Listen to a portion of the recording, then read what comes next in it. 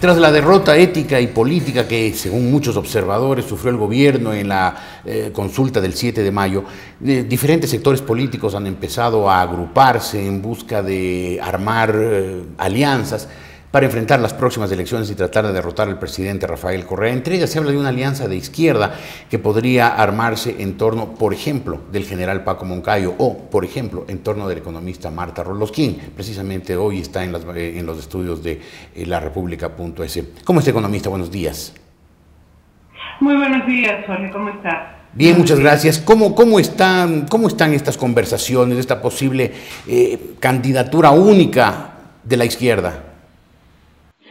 Bueno, mire, yo creo que ahorita todo es ir avanzando, sobre todo en tesis, ¿no? Porque ahora se habla tanto de izquierdas, derechas. Yo digo, ya no quiero que me digan el nombre del plato, sino que me digan cuáles son los ingredientes y cómo lo van a preparar, ¿no? Porque realmente resulta que detrás de una etiqueta se ocultan muchas cosas. Yo creo que además el pueblo ahora tiene más que nunca una exigencia ética, pero también de seriedad y también de responsabilidad. Yo creo que los diálogos tienen que ser amplios en este país. Creo que la derrota, yo le diría, no solamente ética y política, sino también electoral, pese a las maniobras que luego hubieron y que no le quisieron dar transparencia al proceso, nos llevan a pensar que tiene que haber un diálogo muy amplio en el país. Tiene que haber una agenda mínima. Lo que hemos visto también en la asamblea ha sido una cosa enormemente interesante, que además eso es lo que lo pone al gobierno contra las cuerdas, ¿no? Esa posibilidad de un país que ya se mira y dialoga, y que todos dialogamos. ¿Usted ve una posibilidad cierta de ganarle las próximas elecciones al presidente Correa? Mire, yo creo que eso pasa, además, justamente por este espacio de diálogo. Yo soy enemiga de hablar de candidaturas, me parece súper prematuro, pese a lo cerca que está de hablar de candidaturas tan temprano. Lo que me parece es que precisamente lo que tenemos es que ir construyendo esta posibilidad de ir siquiera a elecciones, porque yo le digo una cosa: si no damos transparencia a lo que ha sucedido, por ejemplo, a nivel de lo electoral, usted puede ir a elecciones y ya usted tiene una maquinaria fraudulenta, que no importa lo que usted haga, que al final en el Consejo Nacional Electoral va a terminar levantándose con el santo y la limosna, porque no voy a decir con la victoria, porque no es una victoria, el presidente Correa de Alianza País, como los vimos escamotear la presidencia de la Asamblea en esta última elección. Hemos visto procesos fraudulentos uno tras otro. Entonces yo creo que ahorita hay unas urgencias que tenemos que enfrentar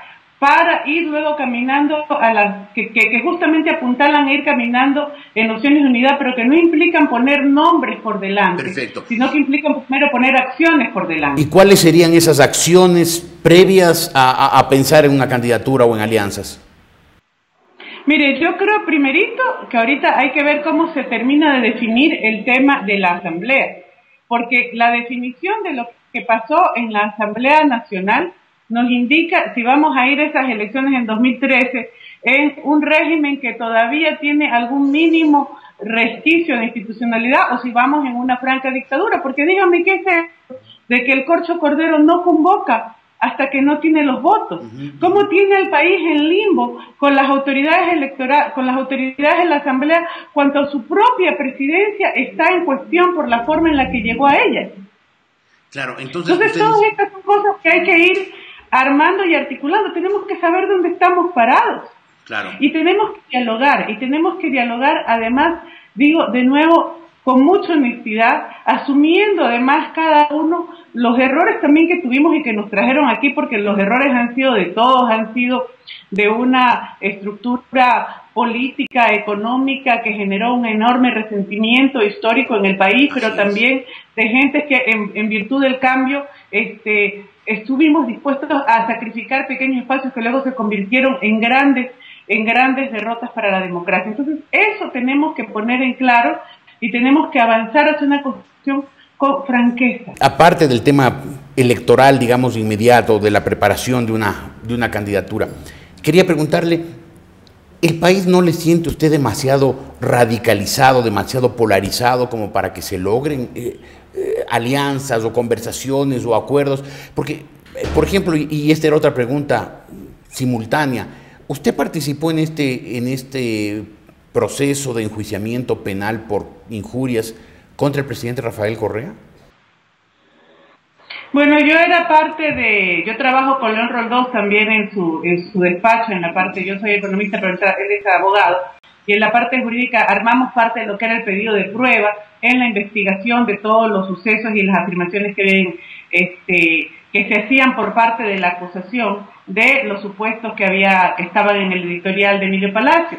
Y entonces sí, yo participé allí, y yo no veo una radicalización, yo lo que veo es una imposición, yo lo que veo es una maquinaria totalitaria en marcha. Pero yo me refería también a esta acusación que ha presentado el asambleísta Clever Jiménez. Entiendo que hay varios sectores que están detrás impulsando esta demanda contra el presidente Correa. ¿Usted también? Bueno, mire, somos muchos los que queremos seguir hablando el 30 de septiembre. Creo que todo esto se ha hecho para silenciar lo que sucedió el 30 de septiembre. Y el 30 de septiembre además tiene tres partes, porque a veces cada quien trata de ver la parte que le interesa, ¿no? El presidente solamente habla del pedacito donde él fue agredido y jamás asesinado, aunque hubieran podido hacerlo en el momento que hubieran querido, en la mañana, en el cuartel de policía, y luego se olvida de la parte de la noche, ¿no? Donde llegan fuerzas militares y se empieza a disparar a un hospital. Lo que no es que nosotros decimos, ay, tienen que matar al presidente, nosotros estamos yendo a la Convención de Ginebra. La Convención de Ginebra prohíbe atacar instalaciones hospitalarias e indica claramente que si ya se va a proceder a un operativo hay que hacer una advertencia y hay que darle prioridad a los pacientes, y en este caso había doble vulnerabilidad porque habían niños recién nacidos. Nada de eso se respetó. Entonces, lo que nosotros vamos es que aquí tiene que haber responsabilidades, porque parece que el presidente fuera la única joya que tiene el país que hay que defender. Todos hablan de la majestad del poder, de defender la integridad presidencial. ¿Quién reclama? Y el presidente debería haber sido el primero en reclamar, porque la Constitución se lo exige, porque son los únicos que tienen privilegios en este país. ¿Quién reclama por lo que pasó con esos recién nacidos? En una sala de neonatología, expuestos a los gases y a la balacera. ¿Quién reclama por ellos? ¿Quién reclama por todos los pacientes a los que vimos arrastrarse con sus parientes por las salas del hospital? ¿Quién reclama por ellos? Yo creo que aquí hay una especie de distorsión, ¿no? Yo decía cuando estábamos en el juicio de Emilio Palacio que se pasó del indubio pro reo, es decir, todo a favor del reo, al indubio pro rey, todo a favor del rey, porque parece que todo se interpreta en función de cómo beneficie o ampare a la figura del presidente Correa, y los ciudadanos nos hemos convertido en súbditos. Los ciudadanos hemos perdido derechos. Con una de las constituciones más garantistas del mundo, resulta ser, y eso lo advertimos, se recordará con León Roldós, lo advertimos con la gente del Polo Democrático cuando se iba a votar esta constitución, el problema es que la institucionalidad que se genera, y peor cómo se aplica, no nos garantiza nada. Estamos en indefensión. ¿Usted está dispuesta entonces, economista, a seguir hablando del 30 de septiembre, a pesar de que eso evidentemente es un tema que le incomoda muchísimo al economista Correa? Yo creo que es indispensable hablar del 30 de septiembre. Yo creo que es fundamental porque además ahí están los muertos. Porque además uno siente que había cosas que investigar en el 30 de septiembre, pero uno nunca ve que investigan a los policías que en una toma del comercio salen apuntando ahí por la Mariana de Jesús. No, ¿a quiénes persiguen? Se persiguen a los inocentes. Uno no entiende qué es lo que estaba en la mente de los investigadores. Porque obviamente había cosas que investigar, obviamente había gente a la que sancionar, pero parece que les parecía tan importante o más importante el generar un escándalo que empiezan a sancionar al coronel Carrión, que no tuvo nada que ver en la balacera ni en los sucesos, y descuidan lo más importante. ¿Quién mató a Froilán Jiménez? Pero entonces usted va a seguir en ese tema, va a seguir poniendo el dedo en la llaga. Claro, eso es.